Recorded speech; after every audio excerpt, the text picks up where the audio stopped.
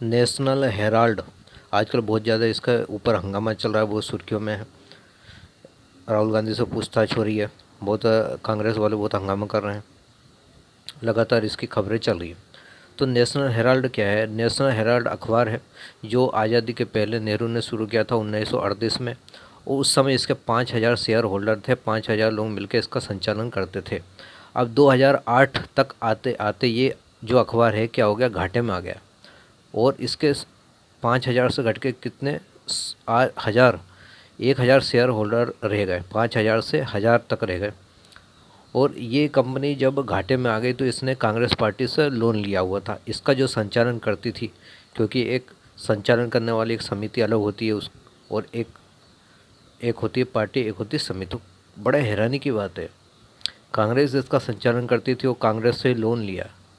इसको चलाने की जिम्मेदारी किसकी थी? कांग्रेस की थी। कांग्रेस को लोन दे रही है, बड़ गजब की बात होगी।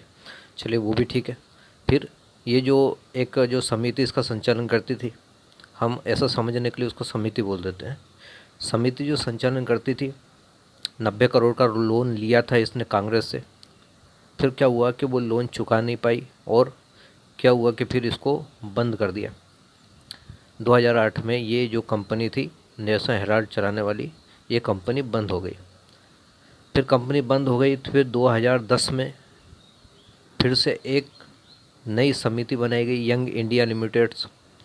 और यंग इंडिया लिमिटेड्स जो कंपनी बनाई गई, इसने क्या कर दिया है कि इसको अधिग्रहित कर दिया, इसको अपने अधिकार में ले लिया, किसको? नेशनल हेराल्ड को।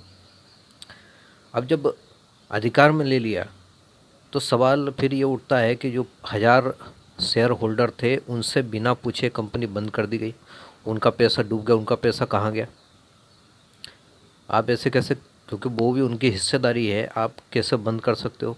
उनका पैसा खा लिया, फिर उनका पैसा खा लिया, और फिर सवाल ये उठता है कि कांग्रेस से लोन लिया था, तो फिर कांग्रेस इसको अधिग्रहण करनी चाहिए थी। यहाँ पर राहुल गांधी और सोनिया गांधी इसका मालिक कैसे बन गए? क्योंकि 80% जो शेयर होल्डर हैं इसके अकेले राहुल गांधी और सोनिया गांधी, माँ बेटे दोनों हैं। तो कांग्रेस से लोन लिया था, जब कांग्रेस से लोन लिया था तो इसको राहुल गांधी और सोनिया गांधी बीच में कैसे मालिक बन गए? कांग्रेस मालिक होनी चाहिए थी। फिर एक सवाल ये उठता है कि जो नेशनल हेराल्ड जो है उसके पास बहुत संपत्ति थी, बहुत सारी उसके बिल्डिंगें थी, ज़मीन थी, जायदाद थी। उसके पास कर्जे में आ जाए और उसके पास लोन चुकाने के लिए पैसा नहीं हो, ऐसा संभव नहीं है।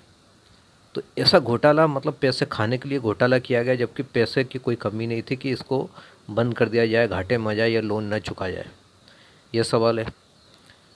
फिर जब ये कंपनी शुरू हुई थी यंग इंडिया लिमिटेड्स के नाम से, इसको वो कंपनी बंद करके और इसको अधिकार अपने लेके, फिर यंग इंडिया लिमिटेड्स जो राहुल गांधी ने शुरू की थी, वो सिर्फ 5 लाख रुपए से शुरू की थी, सिर्फ 5 लाख रुपए से शुरू की थी। और आज की डेट में उसकी संपत्ति कितनी है? 800 करोड़ रुपए।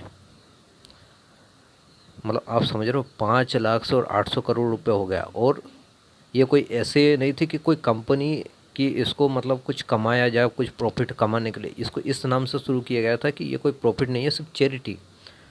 मतलब लोगों को, युवाओं को, क्योंकि इसका नाम यंग इंडिया लिमिटेड, युवाओं को सेकुलर तथाकथित सेकुलरवाद, लिबरल्स, समानता, धर्मनिरपेक्षता का ज्ञान दिया जाएगा। ऐसा तथाकथित क्या होता है वो हम सबको पता है। धर्मनिरपेक्षता के नाम पर हिंदू विरोधी एजेंडा, देश विरोधी एजेंडा चलाने का काम होता है।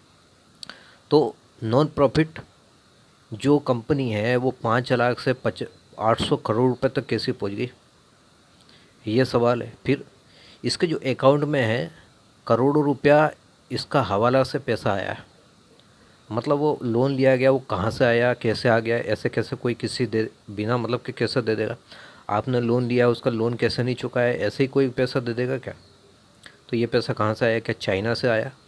क्योंकि हमने देखा है कि राहुल गांधी ने चाइना के राजदूत से मुलाकात की थी, चाइना का एजेंडा चलाने के, आप हमसे पैसा ले लो और हमारा एजेंडा चलाओ। तो क्या है, विदेशियों का कुछ एजेंडा चलाते थे? क्योंकि राहुल गांधी हमेशा अधिकतर इटली में क्यों रहता है, इंडिया भारत में क्यों? क्योंकि भारत में ये विदेशियों से मुलाकात करता तो पकड़ा जाता है। तो विदेशों में रह के ये कौन सा किस लोगों से मिलता है?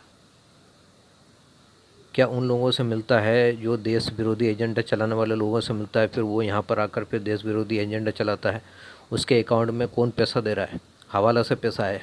बहुत सारे ऐसे सवाल हैं। तो अब देखिए, इन्होंने पैसा खा लिया, ये अंबानी अडानी का नाम ले लेके कि अंबानी अडानी की जेब भर रहे हैं अंबानी, और इन्होंने अपनी खुद की जेब भर ली। मतलब अंबानी अडानी की तरफ ध्यान कर दिया कि देखो देखो अंबानी अडानी, और खुद इधर अपनी जेब भरते रहे, उधर गुमराह करके जनता को, और खुद अपनी जेब भरते रहे।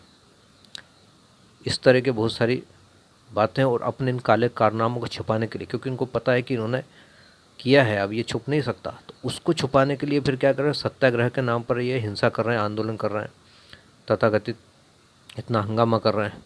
आप देख लीजिए, दो दो मुख्यमंत्री अपने स्टेट के जो मुख्यमंत्री है, राजस्थान छत्तीसगढ़, उसकी व्यवस्था को छोड़कर हंगामा कर रहे हैं। तो इसमें बहुत काला छिपा हुआ है, इनके काले कारनामे, काले कांड छिपे हुए हैं। ये बाहर आएंगे, इतने बाहर आएंगे, अब इनका बचना बहुत मुश्किल है।